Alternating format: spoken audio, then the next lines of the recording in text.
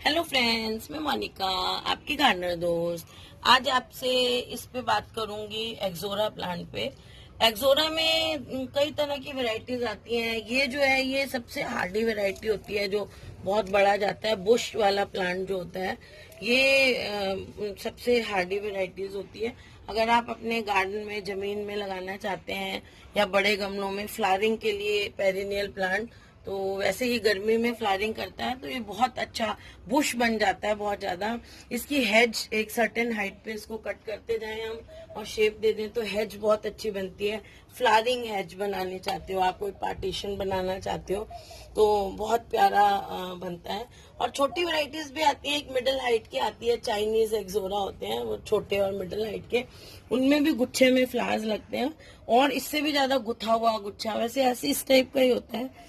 तो इस टाइप का होता है और उसमें वो थोड़ी डेलिकेट होते हैं कंपेयर टू दिस वैरायटी। ये थोड़ी हार्डी वैरायटी होती है। बड़े वाले जो एक्सोरा होते हैं उनमें थोड़ा सा मरने के चांसेस ज्यादा रहते हैं। और सबसे बड़ी बात होती है एक्सोरा प्लांट की, बहुत बड़ा एक इसमें कमी रह जाती है जिसके कारण हम लोगों के एक्सोरा मर जाते हैं। एक तो ये है कि ये सर्दी बर्दाश्त नहीं करता है। सर्दी के दिनों में भी आप इसको थोड़ा धूप में ही रखें, या अगर आपके यहाँ फ्रॉस्ट वगैरह, मेरे 2 एक्सोरा इतने अच्छे 2 साल चलने के बाद इसलिए मर गए क्योंकि मैंने अपने मिडिल फ्लोर गार्डन में उनको रख दिया सर्दी के मौसम में। क्योंकि मुझे यहाँ पे आपको पता ही है, यहाँ मैं विंटर गार्डन बनाती हूँ अपना, तो नीचे धूप नहीं आने से ठंड में वो पौधे मर गए मेरे। तो इसलिए इसका सर्दी में आप विशेष ध्यान रखें कि अगर आपके यहाँ फ्रॉस्ट कोहरा वगैरह पड़ता है तो इसको आप बरांडे वगैरह में रखें, कवर्ड में रखें, या ऊपर कोई शेड बना दें इसके ऊपर ही। तो इसको ऐसे कोहरा फ्रॉस्ट वगैरह से बचाएं अपने पौधे को। और सर्दी में भी ये ऐसी जगह रहे जहाँ इसको धूप वगैरह मिलती रहे और थोड़ा कवर्ड रहे। अगर कोहरा वगैरह फ्रॉस्ट पड़ता है तो उससे ये पौधा मर जाता है, क्योंकि सर्दियां इसका जो है वो डॉर्मेंट पीरियड होता है, मतलब इसका फेवरेबल पीरियड नहीं होता है इसके लिए। और ये सर्दी का लो टेम्परेचर और फ्रॉस्ट को बर्दाश्त नहीं करता। फिर इसमें क्या होता है, इसकी जब मैं हम मिट्टी वगैरह की बात करें तो वेल ड्रेन्ड सॉइल चाहिए एक तो इसको। तो उसके लिए तो हम एक हिस्सा मिट्टी ले लेंगे, एक हिस्सा रिवर सैंड ले लेंगे और एक हिस्सा खाद ले लेंगे। और इसको जो मिट्टी जो होती है वो अच्छा, जो पॉट है उसका ड्रेनेज भी चेक कर लें, क्योंकि पानी ज्यादा रुकेगा अगर मिट्टी में तो इसकी जड़ें गल जाएंगी, फंगस हो जाएगा, रूट रॉट हो जाएगा। अच्छा, फिर क्या है कि इसको जो वेल ड्रेन्ड सॉइल हमने ले ली, मिट्टी इसको स्लाइटली एसिडिक चाहिए, थोड़ी सी एसिडिक, बहुत ज्यादा एसिडिक भी नहीं और एल्कलाइन तो बिल्कुल भी नहीं। तो एल्कलाइन मिट्टी होते ही देखिए इसमें क्लोरोसिस होने लग जाता है। इसके पत्तों के बीच में ये देखिए वेन्स, इसकी देखिए ये, इनको वेन्स कहते हैं। वेन्स जो है वो डार्क कलर की हैं, बीच में पत्ता पीला पीला होने लग जाता है। तो ऐसे ही क्लोरोसिस हो जाता है इस तरह से। देखिए ये देखिए ऐसे हो जाता है क्लोरोसिस। इसमें क्या है, बीच में वेन है और ग्रीन ग्रीन वेन है और बीच का जो पोर्शन है वो येलो येलो है। तो इस चीज से बचने के लिए हमें क्या करना चाहिए कि महीने में 1.5 महीने में एक बार क्या करें, इसमें आप 1 लीटर पानी लो एक पौधे के लिए, उसमें 1 नींबू निचोड़ दो और वो नींबू वाला पानी इसको दे दो। या आप क्या करें कि इसमें जो हमारा सिरका होता है ना, व्हाइट सिरका या जैसा भी सिरका है आपके यहाँ, व्हाइट विनेगर है, एप्पल साइडर विनेगर है, या और जो और भी सिरके होते हैं, सिरके जो है वो एसिडिक होते हैं। तो सिरका 1 लीटर पानी में 1 या 2 चम्मच सिरके को आप डिसॉल्व करें और उसका पानी आप महीने में एक बार इसको दे ही दिया करें। उससे क्या है कि सॉइल एसिडिक रहती है। क्या होता है कि जैसे ही सॉइल एल्कलाइन होती है, अब जैसे इसके पत्ते ऐसे हो रहे हैं तो सॉइल, इसका मतलब इसकी एल्कलाइन हो रही है। तो सॉइल एल्कलाइन होने से क्या होता है कि ये जो प्लांट है वो इसको हम न्यूट्रिशन, ऐसा नहीं है इसमें न्यूट्रिशन की कमी है, ये आयरन डेफिशिएंसी का सिम्टम होता है। तो क्या होता है, जब एल्कलाइन हो जाती है सॉइल तो उसमें प्लांट्स जो है, प्लांट सॉइल में न्यूट्रिशन प्रेजेंट है लेकिन प्लांट उस न्यूट्रिशन को एब्जॉर्ब नहीं कर पाता। उसको उस न्यूट्रिशन को एब्जॉर्ब करने के लिए क्या चाहिए, एसिडिक सॉइल चाहिए, एसिडिक मीडियम चाहिए, तो वो उन न्यूट्रिशंस को एब्जॉर्ब करेगा। तो ये इसको एब्जॉर्ब नहीं कर पाता है तो फिर क्लोरोसिस दिखने लग जाता है पत्तियों में, पत्तियां जो है वो दिखने लग जाती हैं बीच बीच में से येलो। तो उसका मतलब है कि आप इसमें कुछ एसिडिक चीज डाल दीजिए। आप इसमें फिटकरी भी डाल सकते हैं, थोड़ी सी फिटकरी लीजिए, एक इतनी सी फिटकरी लीजिए, उसको रात भर पानी में भिगोइए और वो पानी इसको दे दीजिए, तो उससे भी एसिडिक सॉइल। अच्छा, बहुत ज्यादा ऐसा नहीं है खूब फिटकरी अच्छी है या एसिडिक मीडियम अच्छा है तो आप ओवर ही एसिडिक कर दें मीडियम को, बहुत सारी। अच्छा, एसिडिक मीडियम के लिए कई बार चाय की पत्ती भी डालते हैं, तो वो बहुत सारी डाल दी आपने, या आपने बहुत बार बार आप इसमें वो डाल रहे हैं, नींबू डाल रहे हैं, या बार बार बहुत सारी फिटकरी डाल दी आपने इसके अंदर ही, खूब सारी एक डली जो है इसकी मिट्टी में डुबो दी, रख दी, मतलब गाड़ के रखनी है, छोटी सी रखिए, और ताकि कंट्रोल्ड, मैंने जैसे कहा स्लाइटली एसिडिक चाहिए, बहुत ज्यादा एसिडिक ना हो। अच्छा, पानी के लिए ये है कि इसकी मिट्टी को मॉइस्ट रखें हमेशा, बहुत ज्यादा सूखने नहीं दें दो वाटरिंग के बीच में, और बहुत ज्यादा भी पानी नहीं देना है। जैसे मैंने कहा वेल ड्रेन मिट्टी बनानी है जिससे कि ये जड़ें इसकी निकले। फिर क्या है कि जैसे अब गर्मी में इसका जो है वो फ्लावरिंग सीजन है, तो आप इसको फरवरी में अच्छी तरह से प्रून करें और नई नई पत्तियां आएंगी और नए नए उसमें से फ्लावर खिलेंगे, क्योंकि इसमें हर जो फ्लावर आप देख रहे हैं एक ब्रांच है, देखिए इस ब्रांच के टॉप पे ये देखिए ऐसे खिल रहा है ना, तो इसलिए इसके जो है वो। अच्छा, एक चीज और मैं बताऊं, जैसे इसकी ये मार्जिन्स जो हैं ये जल रही हैं, ये जो जल रही हैं ये हो सकता है गर्मी के कारण भी जल रही हो, और हो सकता है कि इसमें ये मार्जिन्स ऐसे बर्न हो रही हैं, पोटेशियम की डेफिशिएंसी हो।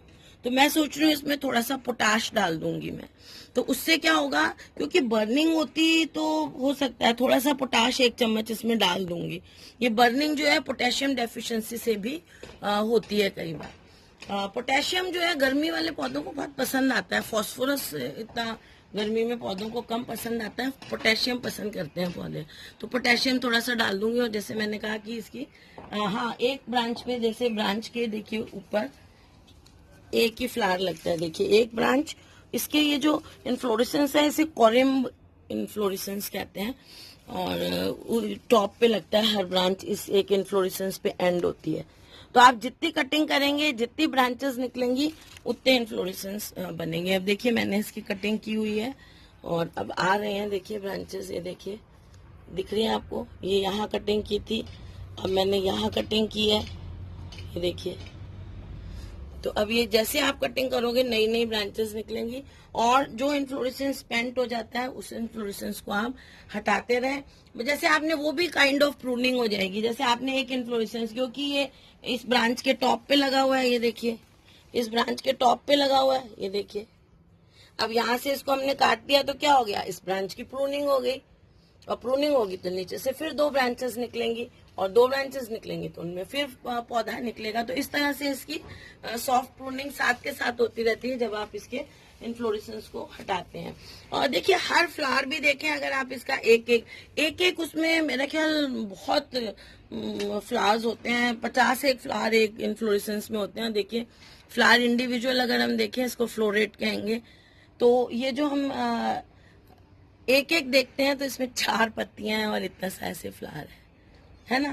तो क्लस्टर में इसके फ्लावर्स होते हैं, काफी रंग आते हैं। वो जो चाइनीज वाले आते हैं ना स्मॉल, उसमें तो इतने ज्यादा रंग आते हैं, उसमें येलो, ऑरेंज, तो थोड़ी सी बड़ी हाइट वाले में भी मेरे पास भी थे ऑरेंज, और वाइट, लाइट क्रीमिश कलर, और बहुत अच्छे अच्छे कलर आते हैं उसमें, बहुत सुंदर लगता है वो मैं जहाँ तक मेरा ख्याल है कि वो ज्यादातर उसमें ज्यादा उगते हैं, winter as a winter flower ज्यादा उगते हैं वो जो आते हैं बिल्कुल छोटे वाले, और धूप में रखे जाते हैं बस विंटर में वो।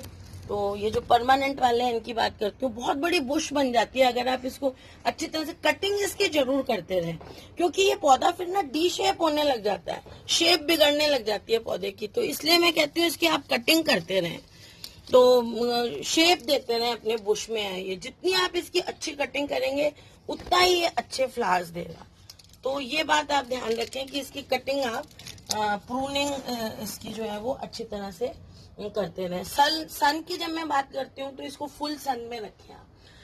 और ये थोड़ा सा अपना भी ये होता है कि जैसे ये फुल सन का प्लांट है, ठीक है, लेकिन मैंने इसको नेट के नीचे रखा हुआ है। बहुत ज्यादा गर्मी होती है और जब हम गमले में लगाते हैं ना कोई भी पौधा, तो जब गमले में पौधा लगाया जाता है तो फुल सन का मतलब होता है कि उसको 4-5 घंटे की धूप मिले। फुल सन मतलब जमीन के पौधे को तो आपने फुल सन में लगा दिया, उसको 12 घंटे की अच्छी धूप मिल रही है।